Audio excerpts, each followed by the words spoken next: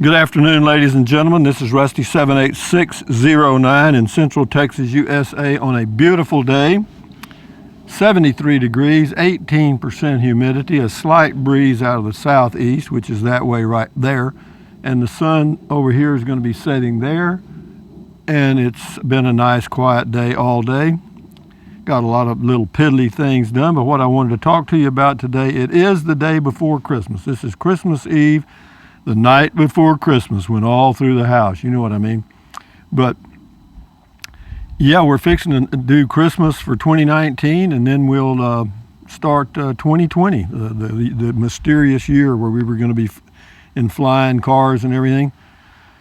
But I have to tell you guys, life is an adventure, and it's up to you to make it that way however you can.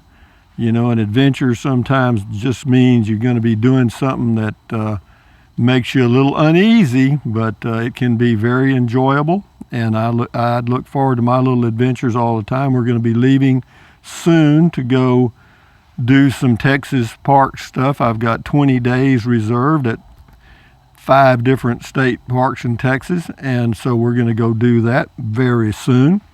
And what I wanted to say also was, you know, for those of you that are working, and I remember when I was, you know, you couldn't do the things that I'm doing because you just didn't have that much time off, and you may not have had the money to do it with if you did.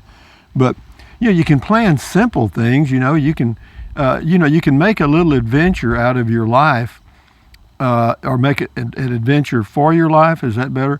By just adding some ingredients. For example, let's just say you're working 8 to 5, Monday through Friday, or whatever it happens to be.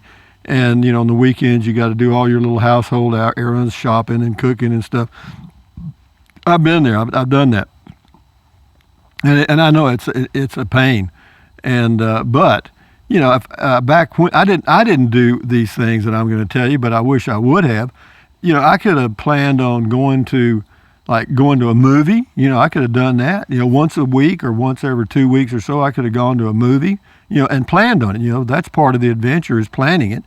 And are going to maybe a state park or a city park and just taking a walk around and checking out stuff, or taking a drive. You know what I mean? That's also an adventure. Just hop in your car and go driving around. And of course, I know for some of you that live in cities, that might be not very good.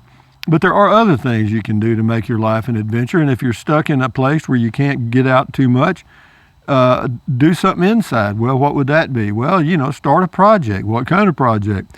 Well, I don't know. You know, if you want to fool with lumber or something, build some shelves or something inside your house. Paint a room, different color. You know, rearrange things, or, you know, the things that you really don't ever want to do but probably need to be done.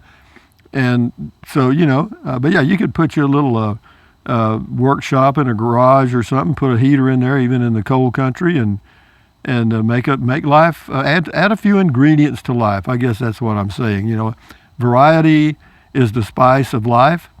And yeah, so add some spices, guys. And I try to keep it going all the time. I have for the past 20 years, you know, because I just wake up some days and I travel, and that is the way it's going to be till I ain't here no more, I guess. Excuse me 1 minute while I take a swallow, or a swaller, depending on what part of the South you're from. Here's to you guys. Merry Christmas. Happy New Year. Cheers, Prost, whatever. Skål. Mm-hmm. Yeah, I know this is that old cheap old Miller Lite, but it has that screw-on cap.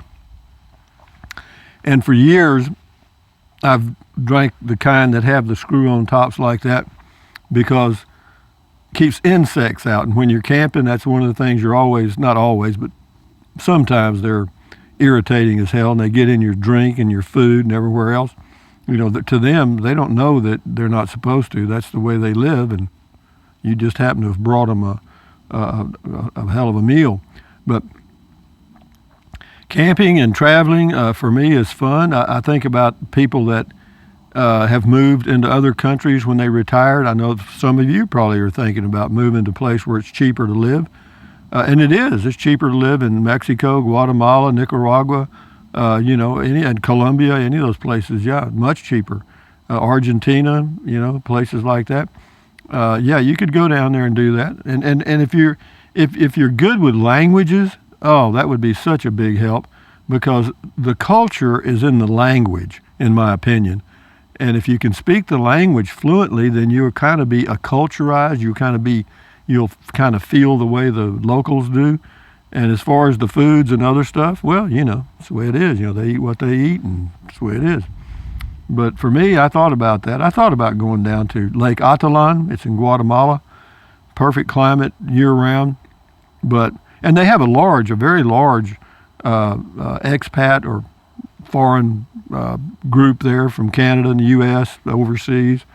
And so you would be with people that speak English most of the time, and they speak English in that area a lot, so you wouldn't have a problem with the language at all. But again, it's Lake Atitlan, and it's a nice place. It really is. I've never been there. I checked it out real thoroughly, because I was seriously at one point about 5 years ago thinking about, well, hell, I'll just pack up and go down to Lake Atitlan. I won't have to have a car. And, that's about $500 a month of my budget with the payment and gasoline and insurance and all the other stuff. And, there you get around in a little, I can't remember what they call them. It's like a little 3-wheel bicycle or something. Or you can walk to most places if you get a motel downtown. But what else can I tell you guys? The Christmas is coming. The lights are on the tree. I hope you're in good health. And all of you that wish me a Merry Christmas, I wish all of you a Merry Christmas and a Happy New Year now. And for those of you that sent cards and letters, thank you very much. I appreciate that. I got a couple more today. I'll do that tomorrow, probably the next day, because I don't like to do them back to back for some reason. But having said that, what else is going on, guys? It's I don't know, man.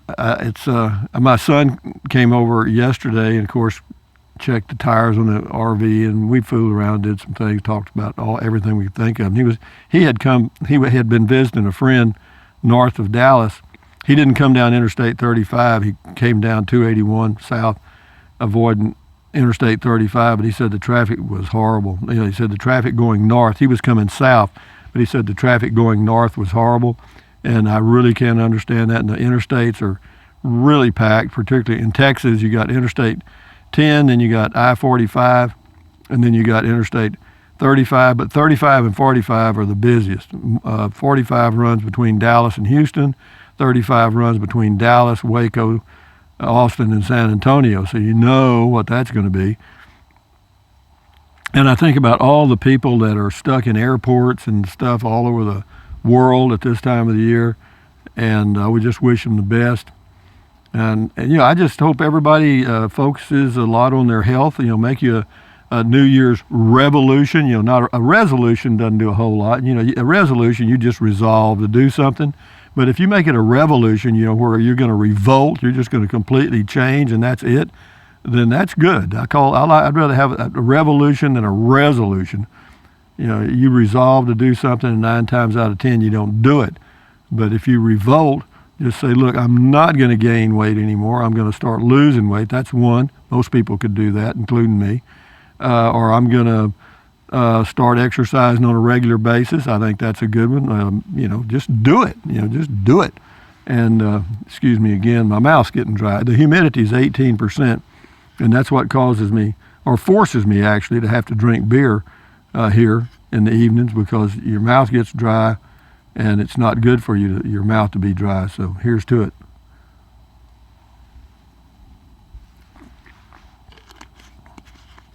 Here's to it. The birds do it, the bees do it. So let you and I do it. I tried that one time on a girl, and it didn't work. She didn't understand it. It's okay. I mean, it takes a while sometimes for people to catch the gist of the story. But it is nice, guys, and I hope all of you are doing good. I was trying to think of a story I could tell you about Christmas. I mean, I've told you everything I could think of, about cooking and firecrackers and small town life. Again, I grew up in a small town. I was 3 miles out of a town, a population of about 2,500 at that time. We lived on a little farm. Yeah, it was a totally different planet. I was thinking about doing a video about the new language and why we don't understand each other. You know, like whenever I was talking to my son, he'll be 47, I think. And then I have another son, 37, and a grandson in his early 20s.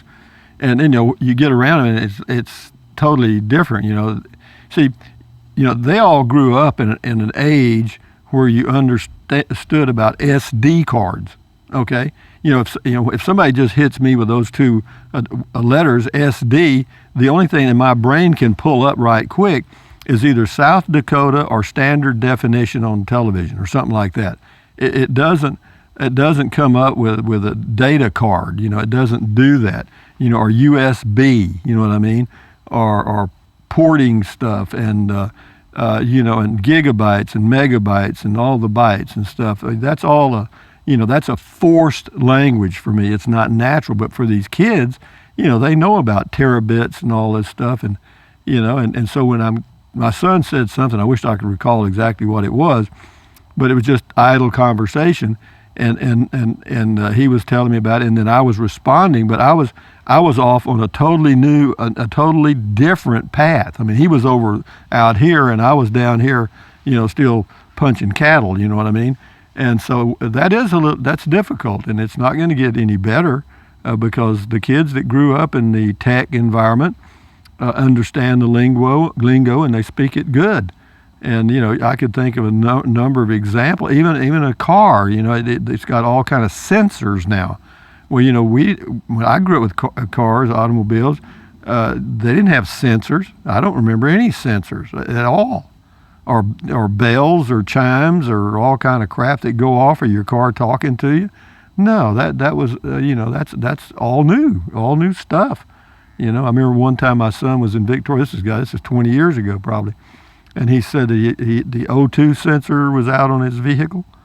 And I thought, what the hell has he got, a spaceship? I didn't even, at first I thought he was joking. But no, it actually was an O2 sensor on some kind of Nissan he had. And then there's other things, there's others and others. And it's just going to be, the gap gets wider instead of narrower because, and then there's the people that refuse to adapt. I was at the grocery store today and a lady still writing hand, checks, okay? Like she did 100 years ago. And I understand that. Some people fear technology, and that's completely understandable. But she wrote a check. Well, the cashier took the check, runs it through a machine, and then hands it back to her. And she still hasn't snapped. You understand? She hasn't snapped. You understand? She won't use a debit card. Because I asked her, we were walking out, I was right behind her, and I said, you ever think of getting a debit card? She said, oh, no, I'm not getting one of those. No, I'm going to use checks. Well, what she doesn't realize is the same thing. I mean, rather than writing a check, never mind, I ain't going to say it. You know what I mean. And so there are those that refuse to change at all. And that's sad in some ways. I know they think they're doing the right thing, but different strokes for different folks.